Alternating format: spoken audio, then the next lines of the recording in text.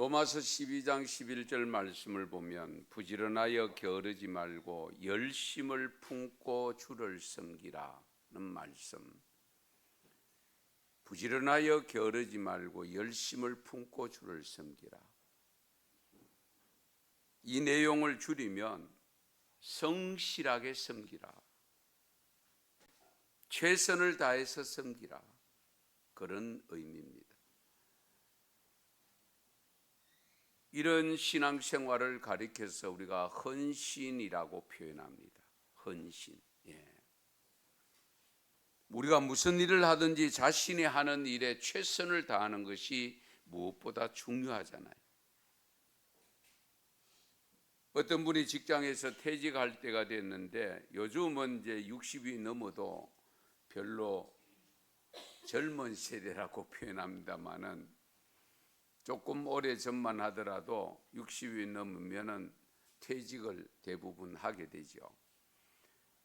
퇴직할 때가 됐는데 회사에서 이분에게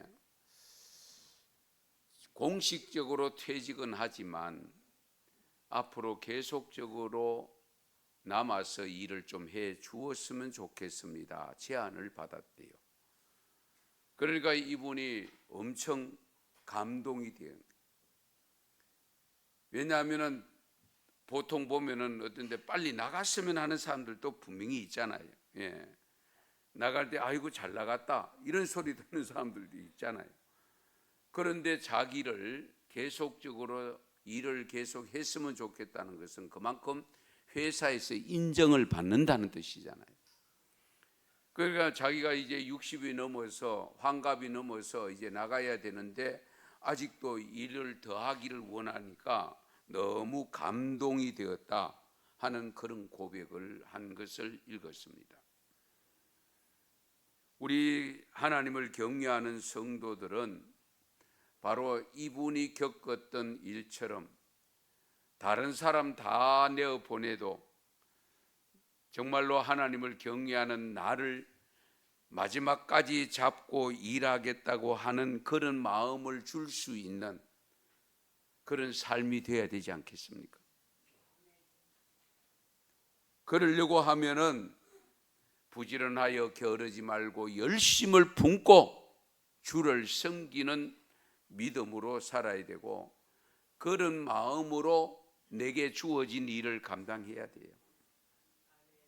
오늘 읽은 말씀, 우리가 신앙생활 할 때에 어떻게 해야 될 것인가를 일러주고 있는 말씀인데요.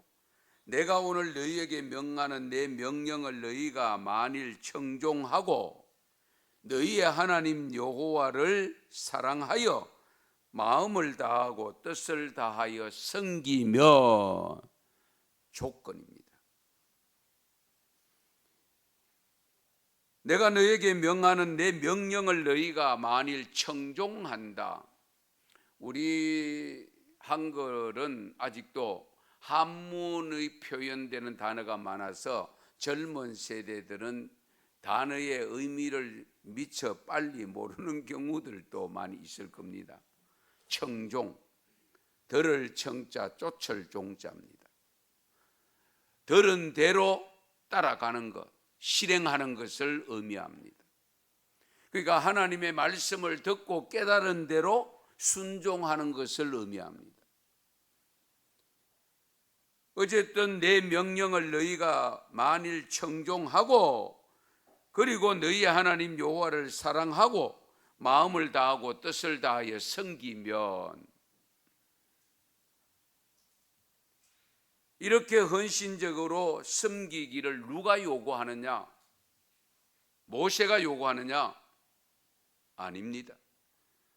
신명기 10장 12절에서 13절을 말씀을 보시면 우리 한번 같이 읽으실까요? 이스라엘아, 내 하나님 여호와께서 내게 요구하시는 것이 무엇이냐? 곧 내 하나님 여호와를 경외하여 그의 모든 도를 행하고 그를 사랑하며 마음을 다하고 뜻을 다하여 내 하나님 여호와를 섬기고. 아멘. 내가 오늘 내 행복을 위하여 네게 명하는 여호와의 명령과 규례를 지킬 것이 아니냐. 아멘. 말씀 잘 보세요. 내 하나님 여호와께서 네게 요구하신다고 했습니다. 하나님이 우리에게 요구하시는 겁니다. 예. 그 요구하는 것이 뭐냐? 여호와를 경외하여서 그의 도를 행하며, 오늘 본문에는 청종하며라고 있죠. 예.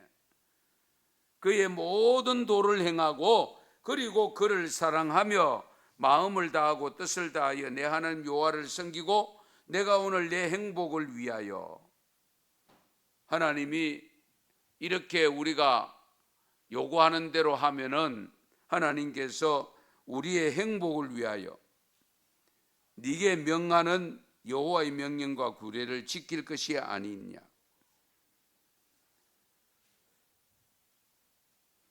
우리가 신앙생활하면서 하나님을 경외하는 믿음을 가지고 산다고 나름대로 열심히 살고 있고, 오늘도 하나님이 가장 기뻐하는 예배를 드리러 오신 줄로 믿습니다. 여러분, 제가 하나 여쭤볼게요. 행복하고 싶습니까? 행복 안 해도 됩니까? 적어도 행복하고 싶으면 어떻게 해야 될 것인가? 오늘 본문 말씀에서 그 해답을 주고 있습니다. 여호와의 명령과 규례를 잘 지켜 하나님을 사랑하고 뜻을 다하여 마음을 다하여 섬기면 우리를 행복하게 해 만들어 주신대요. 이게 하나님의 약속입니다. 그러면 이렇게 섬기면 저절로 헌신이 되는데, 이렇게 온전히 헌신하는 삶으로 살아가는 삶이 구체적으로 어떻게 해야 될 것인가? 첫 번째가 말씀에 대한 순종입니다. 말씀에 순종하는 삶. 오늘 본문 13절 상반절에 보면 내가 오늘 너에게 명하는 내 명령을 너희가 만일 청종하고 나의 모든 마음과 몸과 달란트를 다 주님을 위해서 드리는 것을 헌신이라고 표현하잖아요. 그렇다면 하나님의 말씀과 상관없이 드리는 것은 헌신이 아니죠. 예. 하나님의 뜻에 합당하게 그와 같이 드려질 때에 참된 헌신이 되는 거죠. 1년에 헌신 예배를 자주 많이 드립니다마는, 제가 목사지만은 자꾸 그런 생각이 듭니다. 1년에 헌신 예배 전체 교인 한 번 드리면 될 텐데 왜 이렇게 자주 드릴까? 헌신이 잘 안 되니까 예배를 자주 드린 것 아닐까요? 우리 하나님께서 같은 말씀을 반복한 것은 뭡니까? 그 말씀에 대한 실천이 그만큼 잘 안 되니까 반복하고 있는 거예요.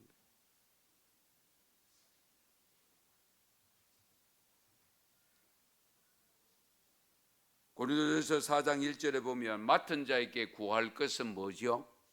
충성. 예, 다 알아요. 우리가 모르는 게 아니에요. 몰라서 못하는 게 아니에요. 알면서도 잘 안 된다는 것입니다. 그러니까 더 큰 문제지요. 몰라서 못하는 것은 그래도 이해가 되잖아요. 그래도 참아줄 수 있잖아요. 알면서 안 하면 은근히 화가 나잖아요. 호통을 치고 싶고 야단을 치고 싶잖아요. 우리 하나님도 그렇지 않겠어요? 그런데 우리가 말씀을 순종한다고 할 때에 정말 이 순종하는 삶을 산 분들, 우리 성경 속에 유명한 믿음의 인물들을 보면 우리가 생각하는 것 이상으로 순종한 분들입니다. 아브라함 100세에 얻은 아들 바치라고 할 때에 한 번도 토를 달지 않고 그대로 갖다 바쳤잖아요. 그러니까 믿음의 조상이 돼요. 노아 마찬가지 아닙니까? 멀쩡한 날에 방주 지으라고 하는데 그 방주를 1년 걸린 게 아니잖아요. 그 당시의 기술로 그만큼 큰 배를 건조하는데 얼마나 많이 힘들었겠어요. 성경학자들에 따라서 다릅니다마는 120년 걸렸다는데 120년은 아니고요. 전체적으로 환산하면 거의 100년 가까이 걸린 것으로 되어 있습니다. 그렇게 방주를 여러분 그것도 높은 산에다가 건조하잖아요. 바닷가에 건조한 게 아니잖아요. 강가에 건조한 게 아니잖아요. 그런데도 그대로 하나님이 말씀하신 대로 순종해서 규격을 하나님이 원하시는 규격대로 재료를 그 나무를 그렇게 쓰면서 건조했습니다. 그래서 창세기 6장 22절에 보면 이렇게 기록합니다. 노아가 그와 같이 하여 하나님이 자기에게 명하신 대로 다 준행하였더라. 명하신 대로 다 준행하였더라. 예. 그리고 7장에 보면 하나님이 방주에 들어갈 것을 명령하는데 여러분 잘 아시는 대로 심지어 짐승들까지 다 들어가게 만들었잖아요. 그래서 창세기 7장 5절에 보면 노아가 여호와께서 자기에게 명하신 대로 다 준행하였더라. 할렐루야. 다 준행하였더라. 예. 처음 시작부터 시작해서 마지막 가족들이 방주에 들어가는 것까지 다 준행하였다. 이렇게 순종한 결과가 어떻게 나타났는지 창세기 9장 1절에 보면 하나님이 노아와 그 아들들에게 복을 주시며 그들에게 이르시되 생육하고 번성하여 땅에 충만하라. 할렐루야. 엄청난 복을 명하시. 예. 그 아들들 노아와 그 아들들에게 복을 주. 그들에게 이르시되 생육하고 번성하여 땅에 충만해라.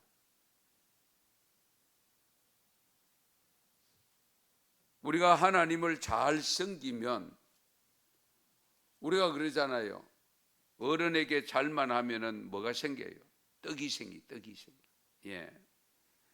우리가 하나님 앞에서 살아갈 때에 기왕 사는 거, 기왕 믿음 생활하는 거, 그렇잖아요. 그 말씀대로 순종해 가면은 하나님께서 우리가 생각한 것 이상으로 주심을 믿으시기 바랍니다. 그 다음에 우리가 하나님을 잘 섬기기 위해서는 하나님을 사랑해야 됩니다. 사랑. 예. 오늘 13절에 보면 너희의 하나님 여호와를 사랑하여. 예. 사랑은 무엇으로 이어져야 되느냐 하면은요, 우리 하나님을 사랑한다고 할 때에 하나님이 나를 사랑하는가 하는 것을 확인하는데 무엇을 통해서 확인하느냐? 여러분 아세요? 요한일서 4장 20절에서 21절 말씀 같이 읽습니다. 누구든지 하나님을 사랑하노라 하고 그 형제를 미워하면 이는 거짓말하는 자니 보는 바 그 형제를 사랑하지 아니하는 자는 보지 못하는 바 하나님을 사랑할 수 없느니라. 우리가 이 계명을 주께 받았나니 하나님을 사랑하는 자는 또한 그 형제를 사랑할지니라. 아멘. 우리가 하나님 사랑합니다. 우리가 입술로 아무리 고백해도 하나님이 인정하는 사랑이 되기 위해서는 누굴 사랑해야 돼요? 예, 형제를 사랑해요. 예. 눈에 보이지 않는 하나님을 사랑한다고 하는 그 고백이 진실된 고백이 되기 위해서는 지금 보이고 있는 옆에 있는 형제를 사랑하고 가족을 사랑하고 성도를 사랑하고 그러면서 이웃까지도 내 몸같이 사랑해야 됩니다. 그것이 되어질 때에 하나님이 우리가 하나님 사랑합니다 하는 그 고백을 진실된 고백으로 받는다. 그러면 열심으로 잘 사랑하겠습니다. 인사부터 한번 하십시다. 사랑하겠습니다. 예, 예. 우선은 눈에 보이는 가족을 사랑해야 돼요. 형제를 사랑해요. 우리 믿음의 형제, 성도들을 사랑해야지. 서로 사랑해. 예. 어린아이부터 어른에 이르기까지, 노년에 이르기까지.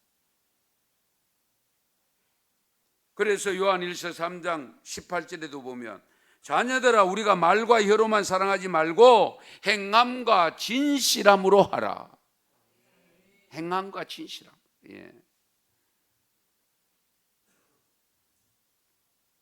우리가 하나님을 사랑한다고 할 때 하나님이 무엇으로 표현되어야 되느냐, 그 사랑이 무엇으로 표현되느냐 하는 것은 형제를 사랑한 눈에 보이는 사람들을 사랑하는 것으로 나타나야 된다는 걸, 이 점을 항상 염두에 두셔야 돼요. 그래서 레위기 19장 18절 말씀에 원수를 갚지 말며 동포를 원망하지 말며 내 이웃 사랑하기를 내 자신과 같이 사랑하라. 나는 여호와이니라. 하나님이 말씀하십니다. 나는 여호와 하나님이다. 예. 원수 갚을 생각하지 마라.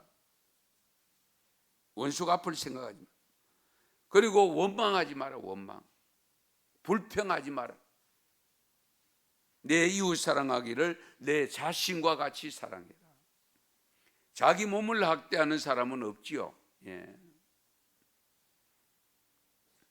다른 변명이 필요하지 않습니다. 무조건 사랑해야 됩니다. 예. 조건 없이 사랑해야 돼요. 여호와를 믿고 경외하는 신앙을 가졌다고 하면 반드시 하나님을 사랑해야 되는데, 그 하나님이 우리를 사랑하는 사랑의 정표가 뭡니까? 예수님이잖아요. 하나님의 사랑의 정표는 예수님입니다. 예수님이 우리를 사랑했다는 정표가 뭡니까? 십자가. 십자가입니다. 예. 그러면 우리가 하나님을 사랑합니다 하는 사랑의 정표가 뭐라고요? 형제를 사랑하는. 우리가 이 땅에 살면서, 살아가면서 부대끼면서 살고 있는 모든 사람을 사랑하는 겁니다. 예.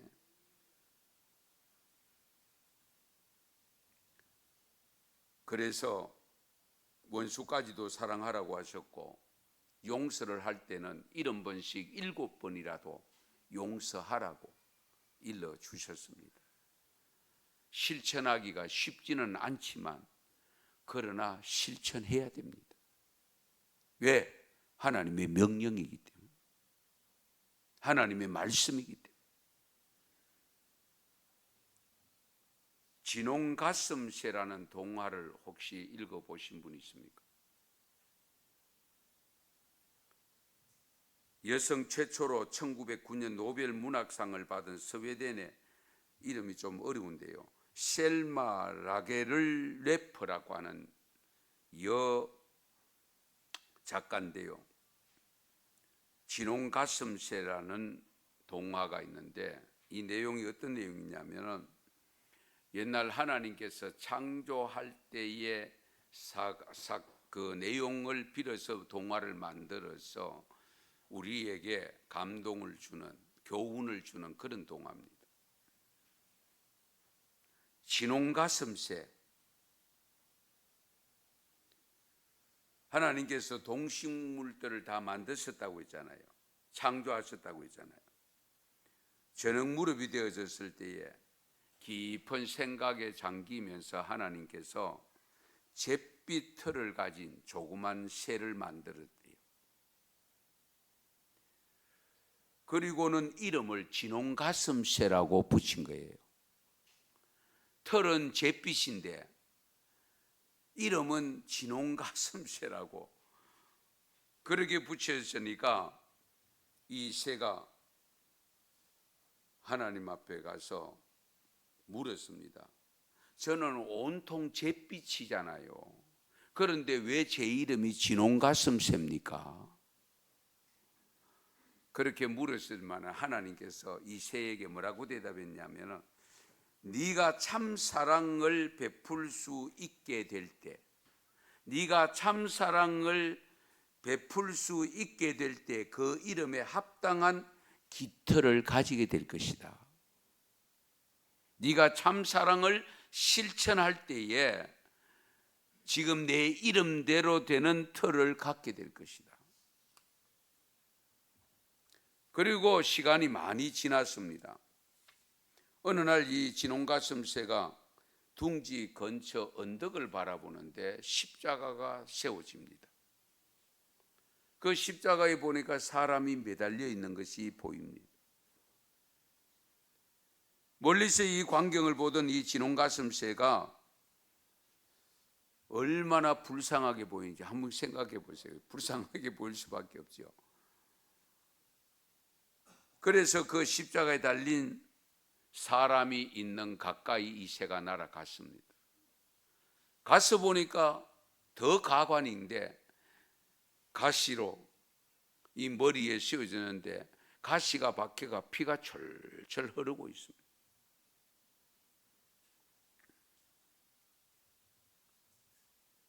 그래서 이 진홍가슴새가 가엾은 마음이 들고 해서 이마에 박힌 가시를 하나씩 하나씩 뽑아줍니다.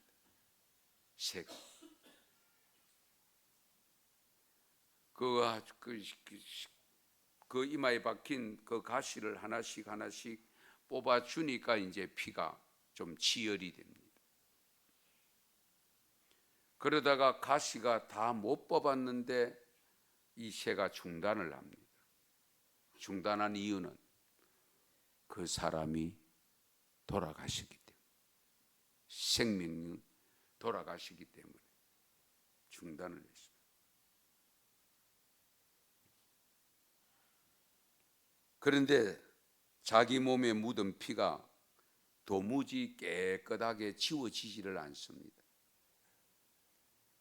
결국 목덜미에다가 가슴에 핏자국이 남게 되었고, 더욱 이상한 것은 새끼를 낳았는데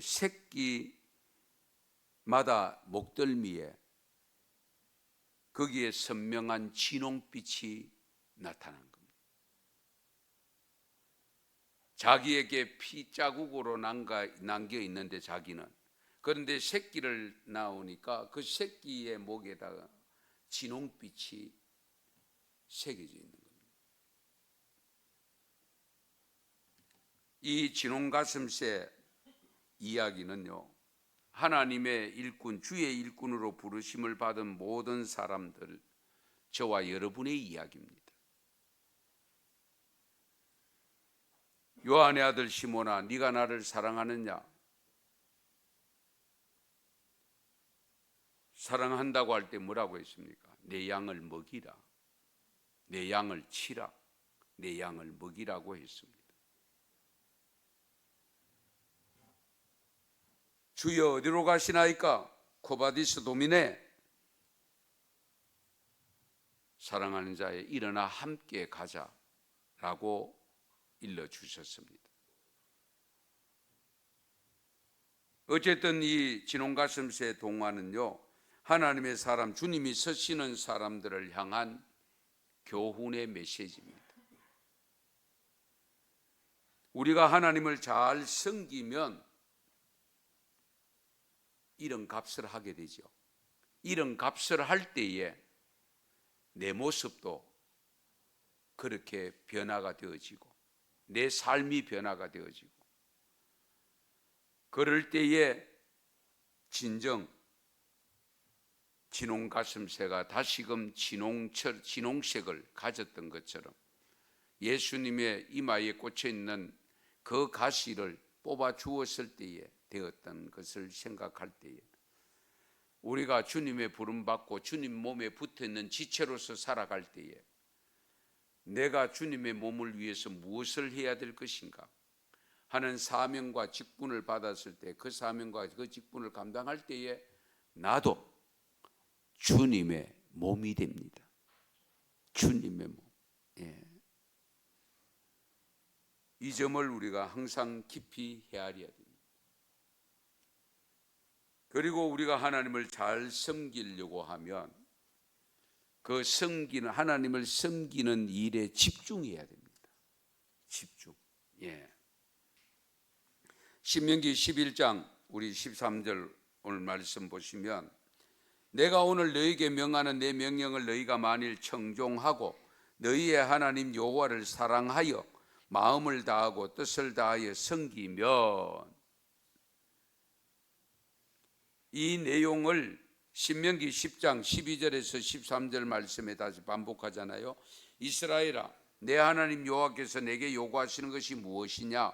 곧 내 하나님 여호와를 경외하며 그의 모든 도를 행하고 그를 사랑하며 마음을 다하고 뜻을 다하여 내 하나님 여호와를 섬기고 내가 오늘 네 행복을 위하여 내게 명하는 여호와의 명령과 규례를 지킬 것이 아니냐.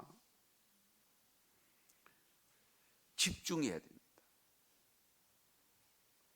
명령, 말씀부터 지키고 사랑하고 마음과 뜻을 다해서 섬기는, 집중입니다. 우리가 가끔 사람에 따라서 주의가 산만한 학생들 볼 수가 있습니다. 집중이 잘 안 됩니다. 그러나 어떤 학생들은 집중력이 있습니다. 그 아이는 분명히 학업을 잘 따라오는 아이, 학생입니다. 우리가 무슨 일을 하든지 집중력을 가지고 해야 능률이 오르잖아요. 그렇잖아요. 이 생각 저 생각하면서 이 일 생각하고 저 일 생각하면서 이 일 하다 보면 일을 거르칠 확률이 높잖아요.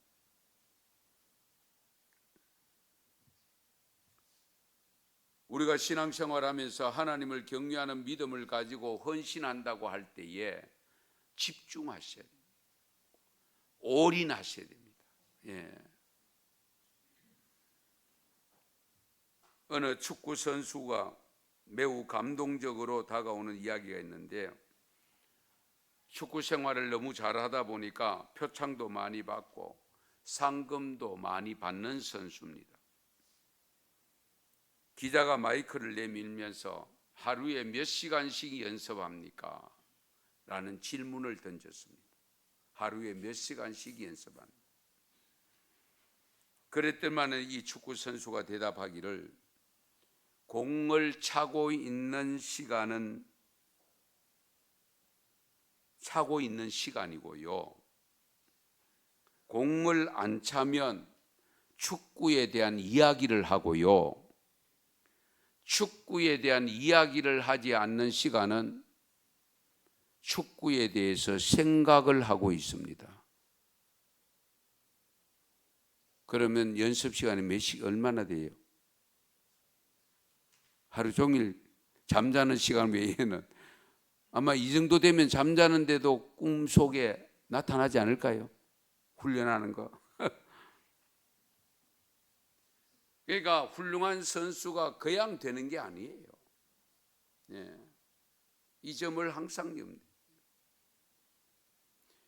실제적으로 볼을 가지고 연습하는 시간이 있고, 그 연습하는 시간이 아닐 때에는 생각을 하고 있고, 생각을 안 하고 있을 때에는 어떻게 해요?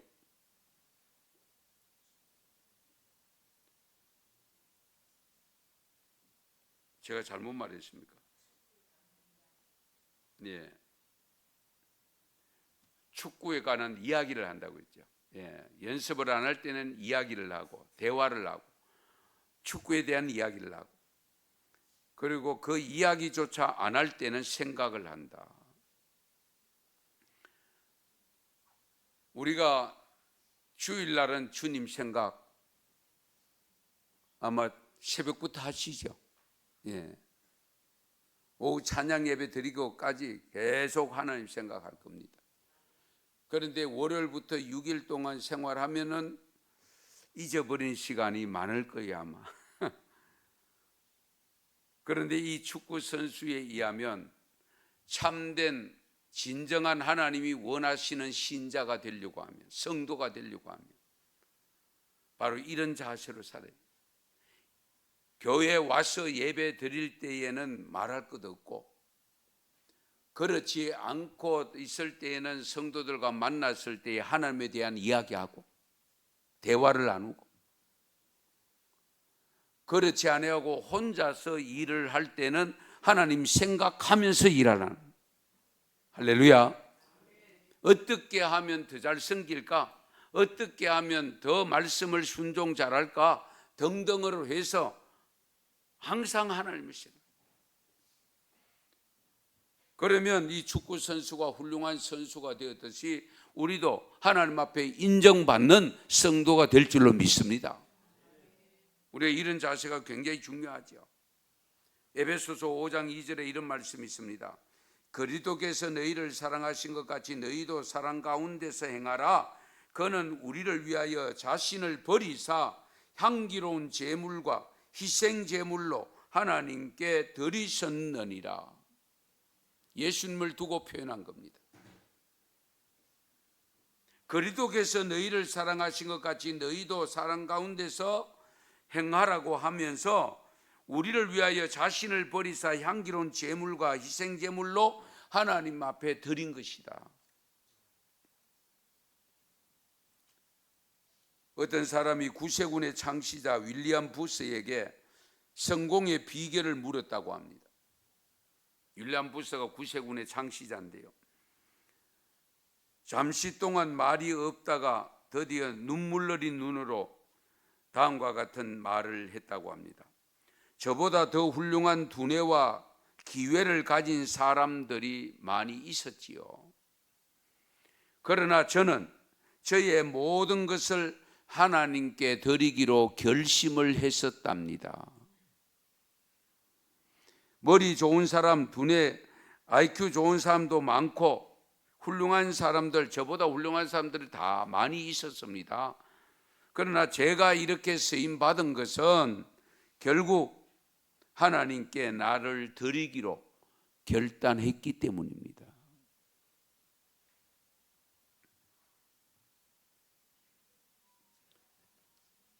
최근에 어떤 분하고 통화가 됐는데요. 신학을 다닌다 하더라고요. 그래서 내가 나이가 대충 감이 느낌인데 정확한 나이는 모르지만은 그래서 대화를 하면서 집사님 나이가 얼마예요? 58이래요. 그런데 지금 신대원 1학년 금년에 들어갔대요. 그러면 금년까지 해서 3년을 졸업하고 2년 전도사 생활을 해야 목사 안수를 받거든요.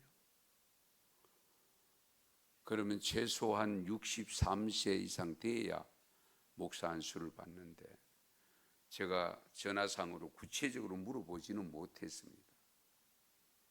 아니 어떻게 이 사명을 받았냐고 그걸 묻고 싶었거든요. 이 나이에, 늦은 나이에 60이 넘어서 받으면 교회 목회를 할 수 있을까? 하기 어렵잖아요. 누가 모시고 가겠어요? 60 넘은 분 부목사로 서겠어요? 그러면 다른 특별한 사역을 감당할 뜻이 있거나 하나님이 그런 어떤 사역을 주셨거나 사명을 주셨거나 그러지 않겠어요? 그런데 어쨌든 그렇게 한 그 결단을 하고 들어간다는 것은 수업을 받는다는 것은 바로 이 윌리엄 부스의 고백처럼 하나님 앞에 드리기로 결단을 했기 때문에 늦은 나이라고 생각되어지지만 이 거기를 걸어가는 길로 가게 되었다고 저렇게 저는 믿고 싶었습니다.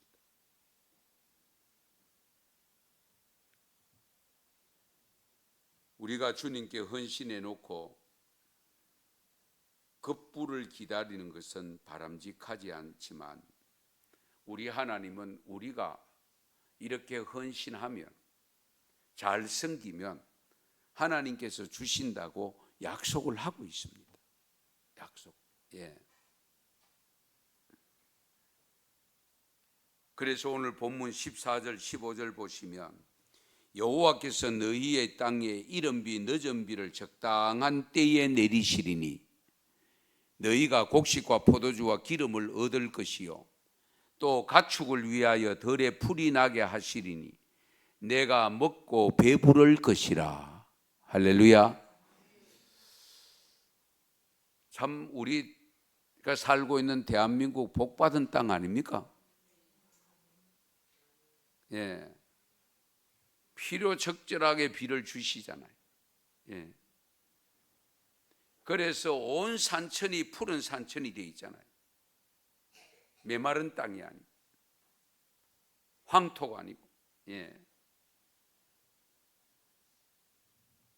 우리 하나님을 잘 경외하는 성도들 조건절 오늘 말씀했잖아요. 13절이 조건절이었잖아요.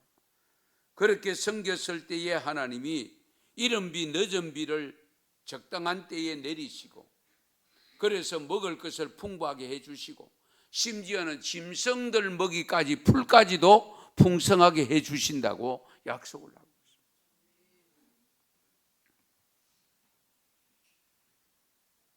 한 목사님의 간증입니다. 새벽 기도를 다녀온 사모님이 울며 계셨습니다. 눈물을 훌쩍거리고 있었습니다. 태어날 때부터 한쪽 귀가 붙어가지고 나온 딸이 있었습니다. 어린 딸이. 그런데 이 수술을 하려고 하니까 돈이 많이 들죠. 그런데 이 어린 딸은 이걸 가리기 위해서 머리를 자꾸 이제 벗어나면 머리를 자꾸 세우고, 그때마다 그 모습을 볼 때마다 엄마로서 너무 마음이 아픕니다. 3년 동안 적금을 넣었다고 합니다. 적금을 넣어가 타서 수술이 들어가야 되는데 갑자기 교회가 건축하기로 결정을 하고 땅을 사는데 헌금을 다 해버렸습니다. 그래가 사모님이 또 3년을 적금을 또 넣었대요. 어쨌든 이 딸 귀를 수술을 해줘야 돼요.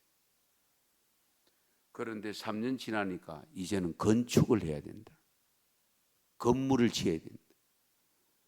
건축비가 많이 들어가니까 그 3년 동안 부었던 적금을 또 해버린. 그러니까 이 어머니, 사모님이 새벽기도 와서 딸을 생각하며 눈물이 나올 수밖에 없고, 하나님 생각하니까 다 바칠 수밖에 없었고 드릴 수밖에 없었고. 그런데 여러분 잘 아시는 대로 이삭의 몸 전체를 번제로 드렸던 아브라함을 생각하면서 하나님의 위로를 받으면서 살아가고 있는데, 그리고 난 2년 후에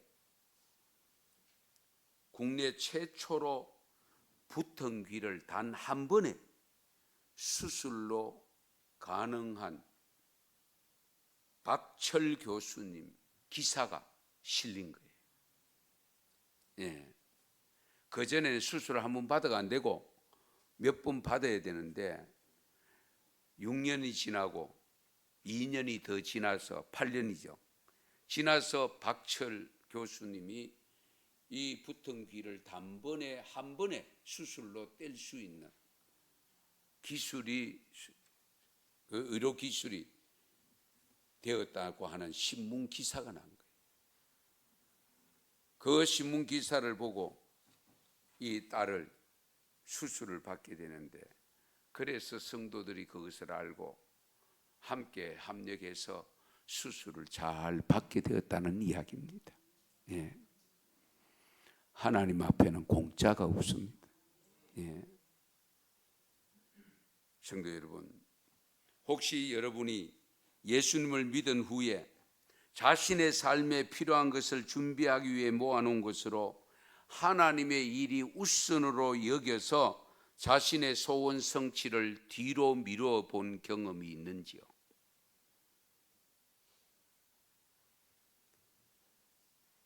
자기의 소원 성취를 뒤로 하고 하나님 앞에 온전히 헌신해 보신 적은 있는지? 있었다면 그렇게 했을 때 하나님이 어떻게 하셨는가 아마 경험이 있고 체험이 있을 겁니다. 하나님의 일을 먼저 한 사람에게 하나님은 반드시 복을 주셨다는 사실. 하나님의 축복의 법칙은요, 우리의 지혜를 초월합니다. 인간의 계산으로 청량이 안 됩니다. 헌신하는 삶을 살아보셔야 됩니다. 예. 하나님 절대로 공짜가 없습니다. 반드시 갚아주십니다. 오늘 14절 15절 다시 한번 읽겠습니다. 여호와께서 너희의 땅에 이른 비 늦은 비를 적당한 때에 내리시리니 너희가 곡식과 포도주와 기름을 얻을 것이요 또 가축을 위하여 덜에 풀이 나게 하시리니 내가 먹고 배부를 것이라. 아멘. 우리가 기왕 하나님을 믿는 거잖아요. 믿음으로 사는데 우리가 천국을 소망하면서 천국 가기 위해서 살고 있잖아요.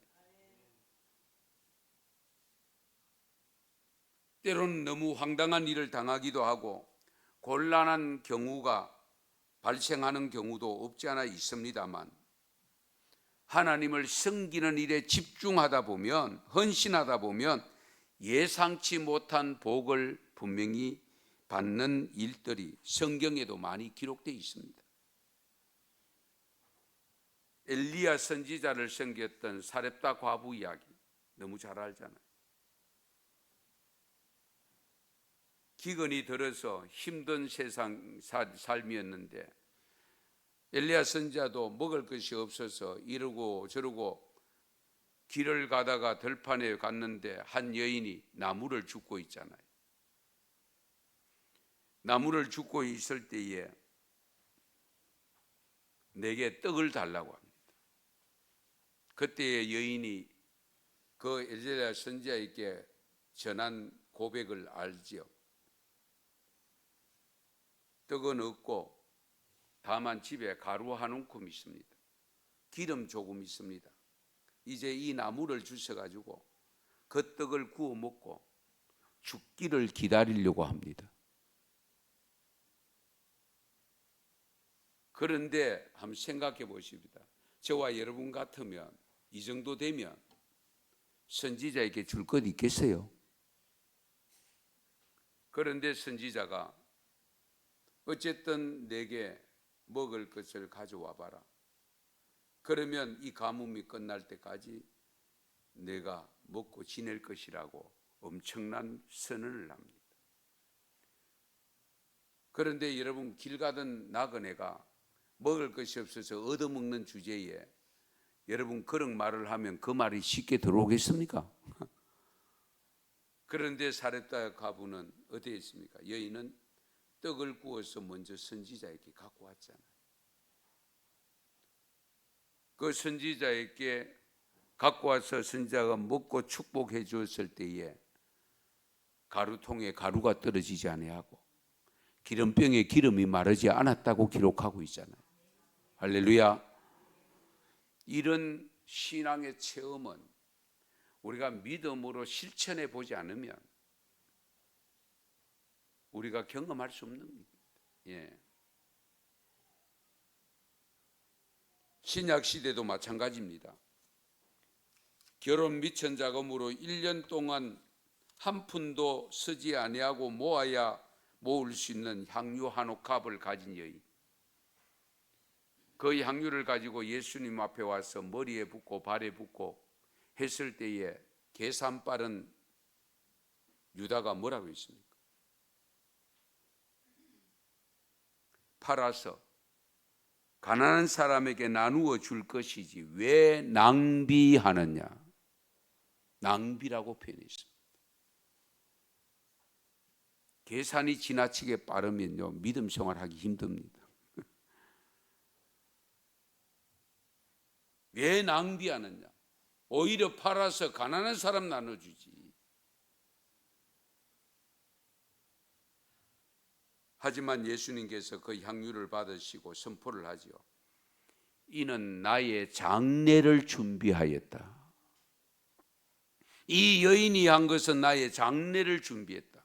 왜 장례를 준비했다고 표현했냐면 그 당시에 팔레스틴은 여러분 더운 지방이니까 시신이 죽으면 금방 부패가 되겠죠. 그래서 그 시신에게 반드시 향유를 발랐다고 합니다. 그렇다고 썩지 않은 것은 아니죠.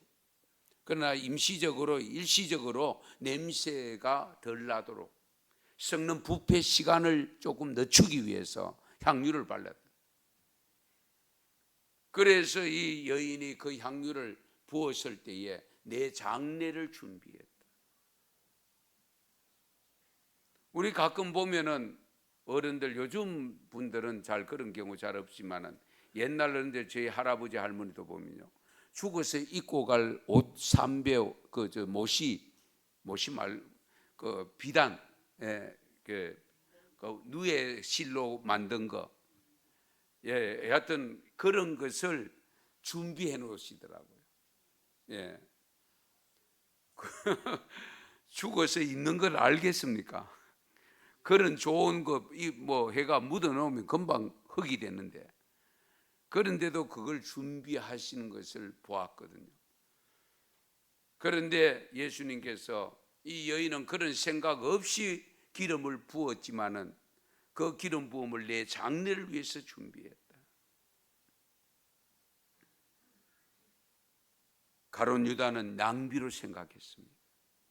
오늘날 우리가 헌신할 때도 얼마든지 이런 양쪽의 생각들을 할 수가 있습니다. 그러므로 삼가 조심해야 되죠. 우리가 주님의 나라를 위해서, 주님의 뜻을 위해서 하는 모든 것은 결코 낭비가 아님을 믿으시기 바랍니다. 결코 낭비가 아닙니다. 하나님을 위해서 하는 모든 것은 낭비가 아니고 진정 하나님 앞에 헌신하는 모습, 믿음의 모습을 보이는 것입니다. 하나님을 섬기는 신앙에 최선을 다해서 집중함으로써 하나님의 복을 받아 누리는 이적과 기적을 체험하는 신앙이 되시기를 바랍니다.